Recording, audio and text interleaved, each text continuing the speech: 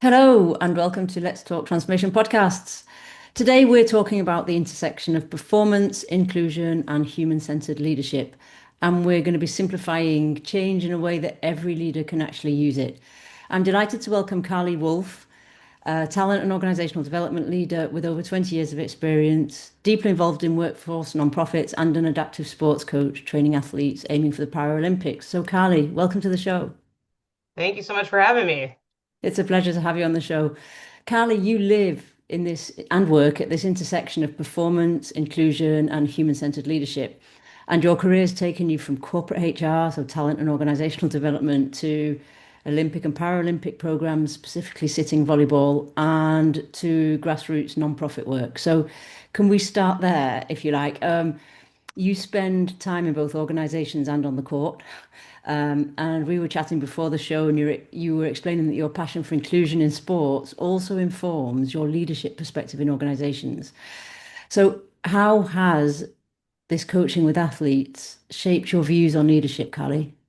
Yeah, I would say the experience that I've had in sport has been profoundly impactful to me, as to your Mm, question. I think mm, largely in that sport to me is this kind of arena where performance happens so much quicker and at scale. Like it literally is built on performance. And at work, we say it's built on performance, but really there's so many other factors that sit around that. mm, And so what I take from sport are the things like the continual pursuit for betterment. And that can show up at different ways at different levels of sport, right? If you're just mm. playing recreation, maybe you're just out there to have fun, but you still want to, you know, do pretty decent because your friends are Of around you. course. And at the elite levels, it's really about the finite improvements, the continual pursuit of, I'll use the term excellence. Mm, What am I doing every single day to get just a little bit better? Whether that's about myself, my self leadership, how I work with others around me, the mm, skills that I have, mm, how I understand my opponents, what's going in my craft or my sport, what do I eat, how do I sleep? All of these things come in a hyper focus and continual refinement of betterment. And what I love about that to me is it pushes my thinking, mm, not just in what happens in the gym, but how people sort of how athletes move towards those goals. And I think a lot of that translates to work. And especially now with the pace of change that we're experiencing, what are those incremental gains that I can make? I think where we get lost sometimes at work is sometimes there's just a lot going on. What yeah. is the priority? What's Mm, happening around me? Right. So those are some components, but I think the other thing from a leadership standpoint is also the understanding and self-leadership. And I'll use now the term coaching of coaching athletes, particularly whether it's sitting volleyball, but mm, I'll emphasize sitting, which is to really understand the individual athlete's needs within the context of the team. And that could be both from I'll call it like an emotional perspective or yeah. EQ and leadership, but also a physical standpoint. Because Mm, in sitting, sometimes athletes are transitioning from major life changes, and that just sort of takes the court might be part of the healing process. mm, Or physically, whether it's dealing with an injury or something health, right? How you move on the court varies significantly per person. So I think that is something, those are all inspiration for me. And when we mm, talk of about course. leadership, I think it's understanding people, the dynamics, how to support, and in what they're trying to achieve within the context of also a bigger picture. So those are just a Mm, few things, although a lot, but I think there's a lot there. And the last I'll say, maybe just to end on a like a really positive, is I think mm, also just the general energy that comes in sport. People mm. celebrate all the time and oftentimes in good cultures in wins and in losses.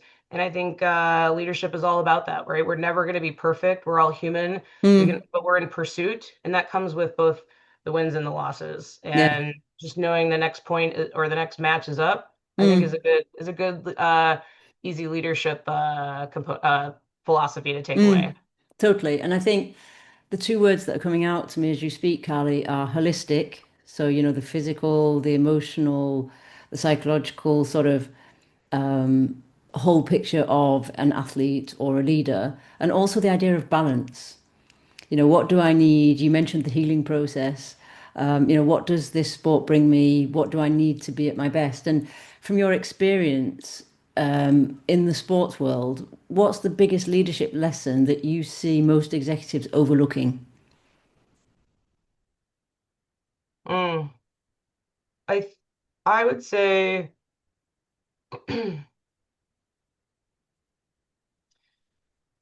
power of clarity, Mm, mm, and that can show up in a coaching conversation, right?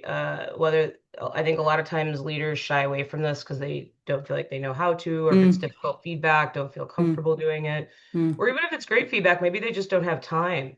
But a shifting from a, hey, really nice job on that project to, I know you've been pursuing influencing this particular stakeholder. I know that you prepped around how you were going to present this information, and I saw you mm, deliver that perfectly. Really good job. mm, What are you doing next time, and how can I support? Just making up an example. I think it sits there. I think it also sits in big picture, right? From a where are we headed? How do we prioritize standpoint? mm, I believe this is especially hard right now. You talked about the amount of change that's happening. of course. And I'm not suggesting that leaders have to have all of the answers because I think Mm, that that's like a false bar to have to put everybody against because there is so much change.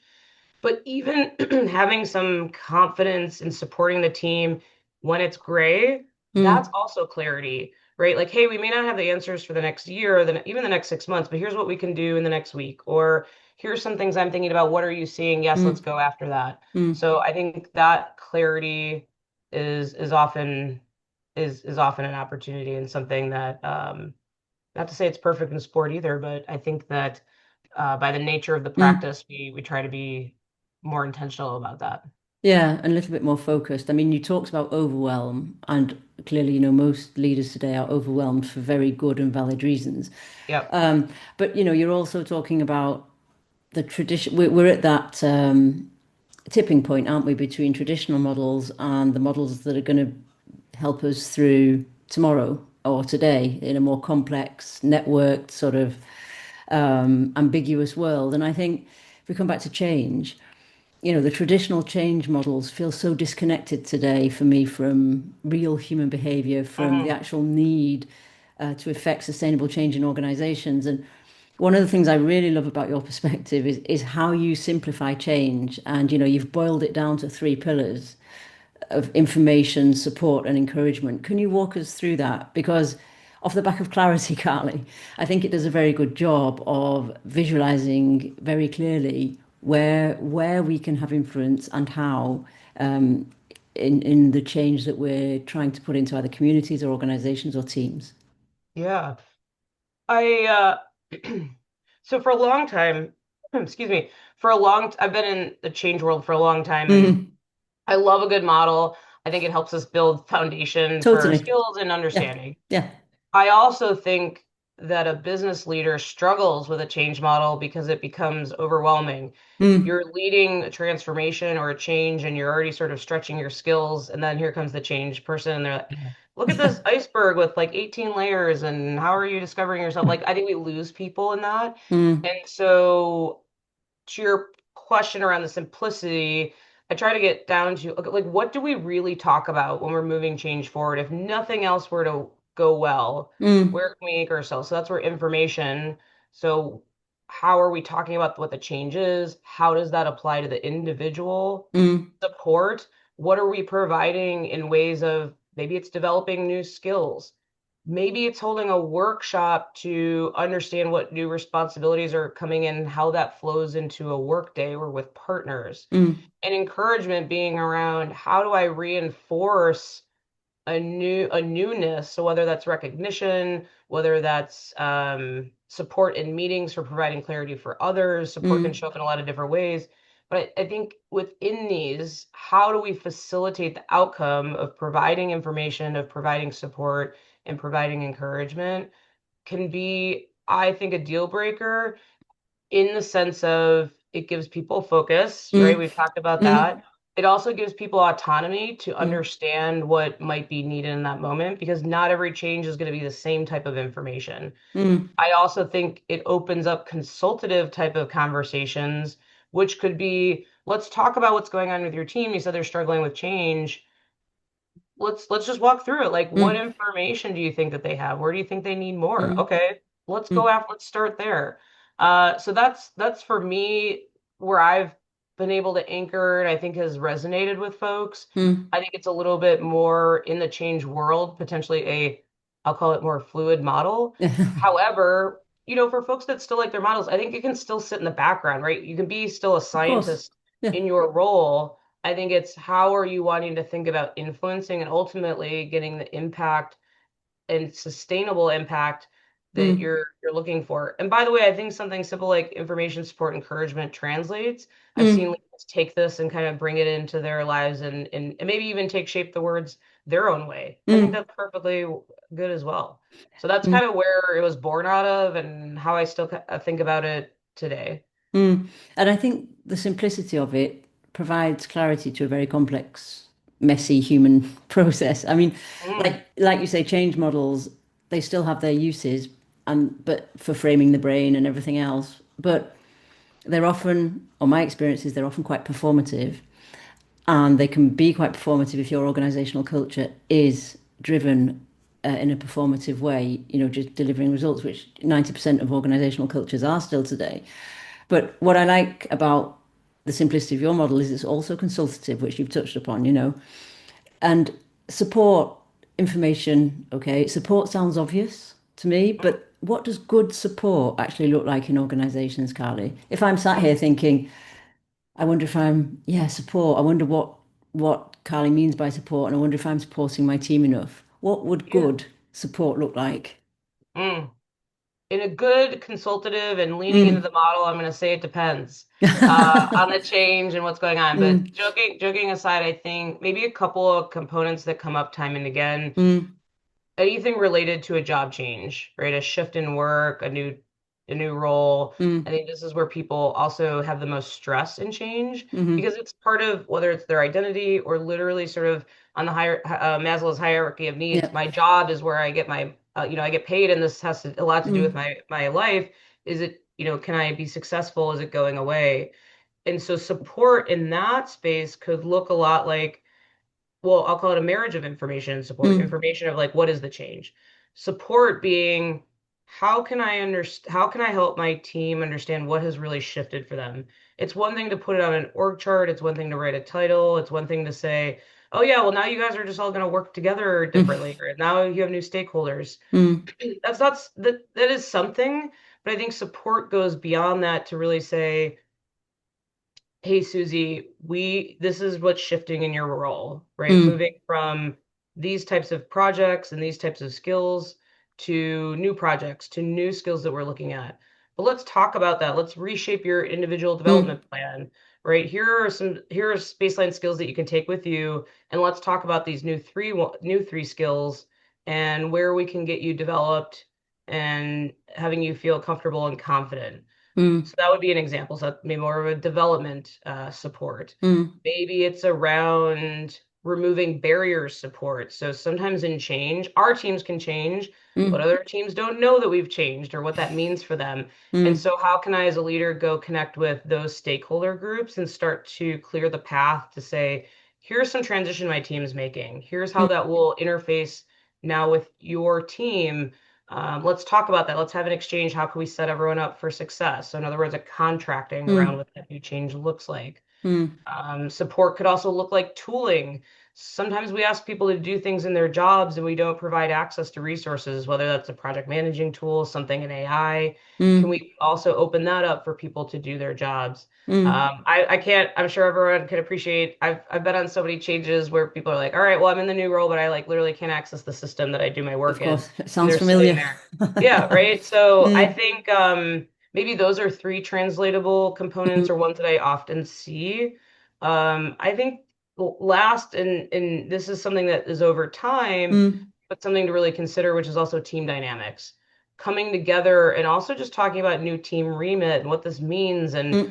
what are we afraid of? What are we excited about? How do we want to think about this as a collective group? So, in other words, there's the tactical delivery, and then there's like the emotional, cultural connection to Mm. deliver on those expectations. Mm. And I think those work hand in hand, but also without clarity of what we're doing, how we do it doesn't always come together yet either. Mm. So I think Mm. it's got to be both. So those are hopefully a few helpful practical examples. They are totally. And where do you think people can go to get support? I mean, clearly within their own team and their boss or their leader, but where else in the organization would you advise them to go and look for support? Because we can get quite stuck into hierarchical definitions of, oh, support comes from my team or my boss. Yeah. But as we move into more networked environments, I think we're missing a trick if we only stay in that silo.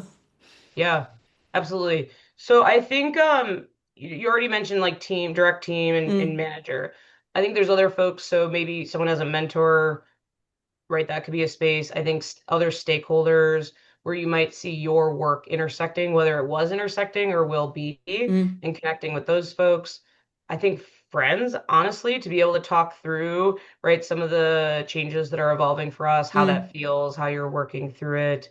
I think tapping into also, depending on the organization, sometimes there's networks, whether it be informal or mm, formal, to find space to share with others. So an informal one might be, for example, my team at work there's a chat about free food in the office. mm, So they like sort of like send up like a flag. They're like, hey, this meeting's over if anyone wants to eat. But that's a mm, forum, right, where people connect around a commonality or of a social space. Same thing with formal things like inclusion groups. mm, Why are these helpful? Because I think in the time that we're in, change is constant. So even if my team has a change today, but another team has a change tomorrow, I think we're all in an empathetic space mm, of how to work through. And I think sometimes connecting with others in their journeys or even just sharing is immensely helpful. mm, I think then there's also the resources at our fingertips, right? Where does the organization communicate that you could tap into in like a literal formal company way? mm, And I think I'll share another one which maybe is a little bit non-traditional and I think requires some certainly some digging in. But if folks have access to things like a chat GPT, this is where AI I think comes in as mm, a nice helping hand, mm, which could be something like using prompts to say, for example, I used to be a project manager and now my company shifted me to a program manager. I'm really trying to understand the nuances between these two roles. Can you give me some industry or subject matter expertise perspective and how I mm, might think about these shifts? What might be a few things I want to learn? In other words, use the resources to also understand and consume context. Now, mm. again, in that example, it's not going to be perfect because it's not your Of organization or course. your specific role, but just like all good research, right? What can we take from that? And it is a tool that I think provides potential insights that can help bring, whether it's comfort or direction or certainly information Mm, to navigate a little bit more. mm. And I also think it brings you a completely different perspective to what you think you need and Yes. what you may need if you benchmark against industry perspectives or look at it from a different perspective. But it also encourages you to get curious. And I want to come on to the encouragement part because for me, encouragement often gets dismissed like empathy is soft stuff. Mm, It's like, oh, well, they know I value what they do. They know I'm happy with them. I just need to tell them what to do next, type of thing. How do you see encouragement driving real performance, Carly? And mhm, how can you help, not you, how can one help leaders make space for that? mhm. I wonder what folks do without having an encouragement mechanism Mm, because encouragement by natural definition comes with an anchor to be encouraging on. What I mean by that is let's just talk about delivering a project. Well, what is success in a project? mm, Even by sharing what success looks like, that is encouragement because you know what the goal line looks like. And then along the way, if you're hitting certain milestones, okay, great, we're making progress. Good, good, mm, good. That the most simple form is encouragement. mm, In absence of that, you asked if people don't have time or they don't believe in it.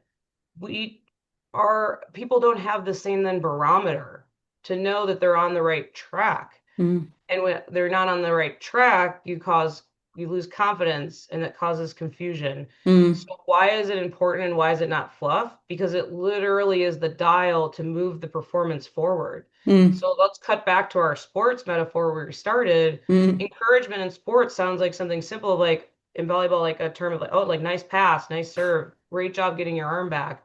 without those subtle cues, if I'm teaching athletes something new or they're trying to perform better, they don't have the same barometer. Maybe they get there on their own, like they take a Mm, video and they watch it later. But think of the time that that also takes, where mm, I can just support them and provide that. And both in that case are great. And I think that's actually great, both at work, right? We can mm, record ourselves and check things out later. But I think that maybe the opportunity, if I'm really still sitting here and thinking that's a soft skill, I'd want to flip it and say, but don't you want people to excel in their development faster? Don't you want to perform with confidence and take on more, have more capacity within their mm, role? Don't you want to deliver within the context of your team? mm, And if the answer is yes to any of those things, I think encouragement is the ingredient to move it forward. I'm mm. not asking everyone to be a rah-rah cheerleader. I think we No. find our own tone, we find our own way of, Mm, but encouragement sits at the core of performance. mm, And I think we could all, I'm sure you could do this. I could think of a bunch of teams where I'm like there wasn't that encouragement and I didn't feel as confident or felt mm, lost without direction or um, didn't feel what we were doing mattered as much. mm, All of these things, just to name a couple, right, ultimately impact what we're able to give. mm. It's also a neurochemical reaction in the brain, isn't it? I mean, we're also getting the brain used to feeling good, releasing chemicals so that we Yeah. can perform at our best, whether that be in sports or in the workplace. But it really makes me think of inclusion as a topic because that's often seen as soft stuff, although for me it is the foundation of any innovative, high-performing team. Is this whole understanding around being intentionally inclusive and not it's not just because nobody's being excluded that we're being inclusive. And I think Yeah. there's a big intentionality behind it, in the same way as encouragement. So you have to build that practice, particularly as a leader. And you were sharing that 1 in 4 adults in the US has a disability, and that inclusion is around understanding how we can use that difference and how we can create a space that means that talent and performance at work can still thrive. So how does the adaptive coaching and what you live on a daily basis with your peers and as a leader, how does that change the way you think about talent and performance at work? Because for me, we're at a tipping point at talent with the onset of AI and what talent means and how we develop it, etc. So what are your thoughts around talent and performance at work and how that definition is shifting, Carly? Yeah. I mean, so from an inclusion standpoint, I agree with you. I think this Mm, continues to be a critical attribute is how we think about mm, leading teams or organizations or projects. And from that, it's I'll go back to an example. I used to work in consulting, and so we would sell projects all the mm, time and with different clients. And we were pitching a hospital system around a project, and this hospital happened to, it's very internationally based, so they bring a lot of diverse thought to the table, and diverse thought in this case also comes with people living all over the world, and so mm, they look, sound, just to pick on two things, they're all, everyone's very different. However, that's sort of what our eyes see, but what that means is that it was also it's diversity in thought and experiences, and in mm, that case, sort of medically, how to advance innovation and how work happens.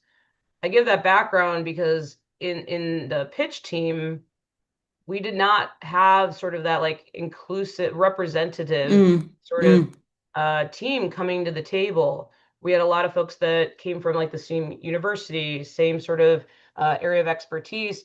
And in that case, we didn't win that deal. And the feedback was, we don't see the inclusive, diverse thought that we facilitate in our organization within the context of your team. And we need a partner that has both of those. I share that because I think oftentimes we forget that there are real performance impacts to not being inclusive and understanding what diversity of mm, thought or even just including different types of minds or perspectives in our work. mm, So what is the fallout from that? We're not as innovative. We may not have as much reach, just to pick two things. Mm, And if folks think about their organizations, start to think about who's your consumer. What do they represent? What do they need? Who are your customers within your organization? All of this shows up in different ways. And so on at the onset of work, if we're not leading with that inclusive mindset, we are naturally exclusive, which mm, means we're leaving something out. So whatever business angle we need, that means that I'm losing revenue out. I'm mm, losing market share out. All of mm, this translates to business impact. I think it's then pulling it back in and saying, well, what does inclusion mean within the context of my work and team? So to your question around sport, mm, I'll use this, which is I think it can also start simply. So I've been in the inclusive space for adaptive sports for quite some time, and I what I always encourage and share with people is that inclusion in sport can look a lot like inclusion at work, which is it's also the small things. So in sport, that could be or in community, that could be things like when a new playground's going up, how have you thought about a ramp instead of a step? mm, How mm, have you thought about some small adjustments to the playground so that people can play? mm, It's small, but it allows people to connect and to still be there. Why does mm, that matter? We live in communities and we want everyone to take part. We want our mm, kids to be able to connect with other people who have different personalities or might have just the personality our kid needs to hang out with. mm, Why would we want to take that away? Same thing at work. What are the small things? And inclusion in this case, we're talking about people. I'll cut over to something else that we already talked about. Inclusion can also be around tools, around mm, perspectives. And I think oftentimes we don't create the space or the accessibility to consume these things. And then how are we doing our jobs? And so it could be as simple as I'm going to open up this tooling for someone on my team. Or yes, I am going to go have them go down to this chat at the university down the road because they're thinking differently about, I don't know, I'll use project management again. yeah, They're thinking differently about how to do project management in the world of AI. So I'm just mm, pulling on some examples to say inclusion can show up in a lot of different ways. mm, Where does it matter or where can it show up more for your team or your organization? And if you're still stuck on that, I go back to the question of if you don't do it, what else are you being exclusive on that mm. may not show up in your business results? Yeah, so constantly questioning yourself around how you show up and whether you're being inclusive. Which also brings me to AI and the question of talent. You know, what can AI bring to the inclusive arena? How can we use it intentionally? And then I would have a question about what it means for talent. But let's talk about AI and inclusion first. How do you see AI leveraging or hindering Hmm. inclusion in the workplace? Yeah. So let me start with inclusion. I think inclusion of AI could be about learnings, Mm, insights, skill sets. I think that it could be about growth and development. I think it could be about elevating innovation. mm, So let's just kind of go during those three things. So inclusion on that could be let's talk with skills. This could be about actually shifting into an AI mindset. This could be about building particular AI skills within my craft, both of which not only just propel me and move me forward in my career, but why does it matter the organization? Because we're mm, increasing capacity, we're increasing potentially output, we're mm, potentially increasing confidence, we're potentially increasing the level of impact that we're making. So all of these things I think are additive. mm, I think it's also really powerful to think about the augmentation that AI can bring to a role. So we're talking about change management mm, in a lot of cases. Well, hey, maybe I want like a thought partner on how to bring different expertise into the mm, table. Something, for example, on say I'm leading a change in one of our supply chain processes.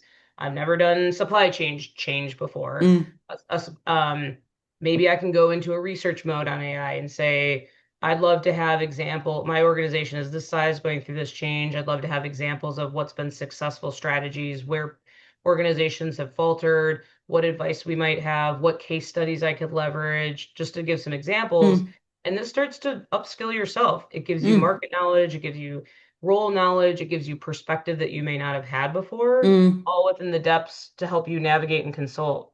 mm, Now, what are some of the on the other side of the coin? If we're not investing in these things, and by the way, I'm very passionate about these things, and I think gives leaders. How about this? I'm going to open up as an opportunity for leaders and how they mm, can lead with intention, because mm. I think these are the things that are being left off the table right now that do have Yes. really big impacts on culture. Mm. So let's talk about accessibility to tools. We could talk about AI all day. Yeah, I Leaders could talk about it know. all day, but literally, if we don't give people the tools, they're not even using it. Mm, And so where is your business strategy matching with, are your words matching your actions? And where does that have impact? I think it's about trust, mm, right? If we say something and we don't mean it through action, employees start asking like, well, then what are we doing with AI? mm, Like, does that just mm, mean because I don't have access, then that means my role is going away? Enter fear, right? And some of the questions that we have. I think is it's important for organizations to invest in both the mindset shift as well as the skill development mm, because not just because we're helping people move in their careers, as I talked about, of why is mm, it good, but also if we're not learning the skills or shifting our mindsets, we're not capitalizing on the return of the investment in that tool. And mm, it is a different mindset. It's not about an app or a piece of software. This is moldable clay that has to take shape with a use case and a problem we're looking at. That's mm, totally different, right? mm, It's like that like little blinking note on the like the blank screen we need to take shape. Also, where does that have impact, not just in the organization, but outside the organization? If folks aren't getting upskilled, right, you do start to maybe feel a little bit behind because you mm, aren't having the exposure or development that potentially your peers are. mm, So these are just a couple of things to consider, but do have impact not just in the individual within the organization, but I think some of these like larger human shifts that we're about to start to feel mm, in the coming years. mm. And just coming back to the human shifts, Carly, and our discussion around the sports process, which is a high performing process, but is more regenerative for me than the performance process we find in organizations, which is quite performative and quite extractive often. I mean, my question around AI is how can leaders therefore remain human centered in their leadership? Because if I look at what is driving the culture and the performance of most organizations, it's getting to results quicker, automating as much as possible, and making the business more profitable, which is, you know, that's why we do business. So making it more profitable. But for me, there is also a regenerative part that is being talked about more and more, but that we don't necessarily live through yet in organizational culture. So I worry that AI can make leaders very transactional very quickly. Yeah. We're at a point in AI, as you and I sit here today, that there's a Mm. lot of, I'll call it sort of shiny penny syndrome going on, which is Yeah. AI does look very fancy. By the way, I'm a huge fan. I use it in a lot of ways, so I'm not Mhm. saying Yeah, it's yeah. not helpful. Likewise. Um, Mm. right? I think Yeah. it's just how are we being intentional about where we're at and where we're going. And so when I talk about shiny penny, I mean, there's a lot of organizations that are talking about like, here's all the value we're adding. And when consultancies and researchers start to dig in, really they're just at the beginnings. The Mm. concepts are there, but the actual application and ROI is still yet to be seen in a lot Mm. of ways. And Mm. so these are like the big swaths that we're taking in organizations. So one, know that we're still collectively all navigating this. I share that because I think it's important for leaders. You asked about sort of like where does this Mm. come in and the humanness of it. I think it's asking leaders to shift maybe some of the things either we've traditionally done, or maybe now if folks are coming into leadership roles, I would encourage them to think about, which is how do you lead with curiosity? Mm. Right? Part of this is the gray. We don't know all the answers, and so let's just be curious about what's Mm. possible, what we don't Mm. know. I think it's also leading out loud and or learning out loud and sharing. Maybe I don't know these things. Let's learn together. Here's what I learned Mm. today. Back to this shift of mindset. This is where I think we have opportunity. Why does that matter? Because we are all figuring it out. It'd be Mm. silly to be like, oh, I'm like a pro at this. Not Mm. only is it because we're all learning, but quite literally things are changing every single day. So we have the environment to be able to be open about this. So I Mm. think that adds some humanness, Mm. learning out loud, being curious. I think another component is around care. and being empathetic to what's going on because there's so much change, whether it's at work or in society or our Mm, personal lives, which are impacted by all of those things. We're all overwhelmed. We yeah. all have a lot coming at us. And so to have some empathy and understanding that we are just in an overconsumption state, I think really helps with also moving us forward Mm, and creating space for it's okay to maybe today's a little bit slower, but tomorrow's faster, or I can pick that up later. mm. Because we're at a place now where it's humanly impossible to stay up on all of the advancements that are coming at us. Yeah, So totally. let's have empathy and Mm, understand that, and let's work together to mm, continue to move forward. So these are just a few things, mm, but and that's maybe more from culture and team dynamics. But why does it matter to also be human? It goes back to the shiny penny that I'm talking about. mm, We still need humans to drive those innovations, to pull AI through the organization to make it successful, to continue to connect the dots between humans and bots, mm, right? mm, There is a conduit, an innovator, a driver, a facilitator that AI just isn't doing today. mm, And in most cases will continue to not do in the future. mm, And so it's also important for business results because it's mm. one thing to say we've done AI, end quote, but Tick. it's quite another to actually have an AI culture and one that delivers results. And Mm, that is the impact of not focusing on humanness, but the mm. opportunity of which where does humanness come into where we push the business forward. And I really like that the whole learning out loud, sorry, discussion. Yeah. As time is running, but my one of my last questions would be, what would your advice be if we had to lead out loud, Carly? If what one practical thing could listeners do to start shifting to that mindset that you're talking about? I think leading out loud, one thing to think about is especially, where we're at in time, I think is maybe looking, let's say 6 months to a year ahead Mm, and saying, what's one thing that I want to be proud of myself in leading in these very transformative times mm, that I want to celebrate or be able to share or even just take inventory for myself.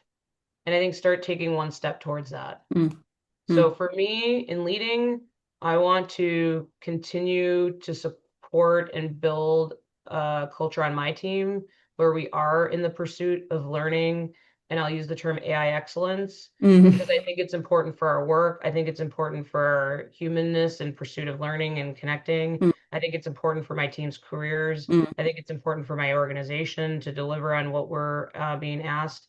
And at the end of the day, for me, that is for me like my long-term impact because I'm mm, leaving the people and the organization better than I left it, mm, but I'm doing it in a way that matters for them. So I'm just using my own personal example because that's what I want to be able to say at the end of next year. mm, So yeah, we'll open it up with that question. So it's a question with a question, but largely just to say everyone's different. mm, But I also think maybe the simple advice is just begin, mm. right? And continue to take one step at a time of bringing your authentic leadership self to work and in your communities. Excellent. I'm going to leave our listeners with that of just begin. And also, what do they want to be proud of? I mean, my takeaway is whether you're leading a global transformation or a five-person team or a community, from our conversation, is the principles don't change, do they? Share clear information, provide real support, and never underestimate the power of encouragement. So Hmm. that's what I'm taking from this conversation. Carly, thank you so much for coming and sharing your insights and your stories and your experience. Where can people find out more about you and what you do? Yeah, first of all, thank you so much for having me. I love this A pleasure. conversation. Folks can find me on LinkedIn. First of all, I'm talking about a lot of these things that Mm, we've engaged in today, and I'm always happy to connect. They can also find me at aceandarrowconsulting.com. okay, I'll put both those links in the show notes so that people can find you. And like you say, it's an ongoing conversation. We could have done a podcast for 2 hours, but yeah, to be respectful of time, we'll stop it here. Thank you, Carly. Thanks for a great conversation. Thank you.